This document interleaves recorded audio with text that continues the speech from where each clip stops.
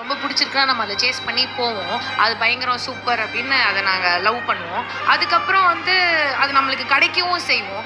கிடைச்சதுக்கப்புறம் இல்லை இது வந்து நம்மளை சந்தோஷமாக வச்சுக்கல அப்படின்ற ஒரு விஷயம் வந்து அம்மா நான் தப்பு பண்ணிட்டேன், இப்போ என்னை ஹெல்ப் பண்ண எனக்கு வந்து I need you, I need your shoulder.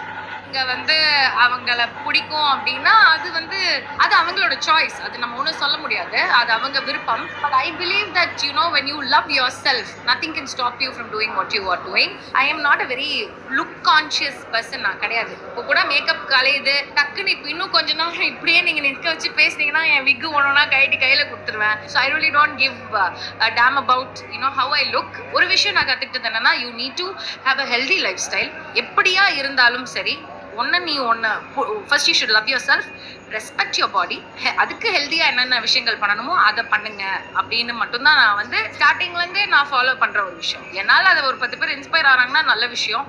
But இதுக்காக வந்து நிறைய பேர் கலாய்ச்சிருக்காங்க அப்படின்னா அவனை பார்த்து போடா டே அப்படின்னு சொல்லி போடா. நான் ரொம்ப ஏங்குறேன். எனக்கு அதுதான் வேணும். ஸோ அந்த லவ் என்னை வந்து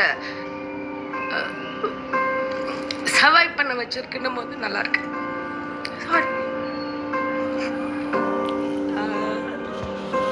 She has brought back the smile, the peace, the harmony in our house, and that means a lot. Our God sent peace and happiness. Yes, God sent peace and happiness. அவ இல்லைன்னா இவ்வளோ calmness, இவ்வளோ piece இருக்குமா எங்களோட லைஃப்லன்னு எனக்கு தெரியல. ஆனால் அவள் தான் எங்களை இவ்வளோ ஹாப்பியாக வச்சுருக்கா.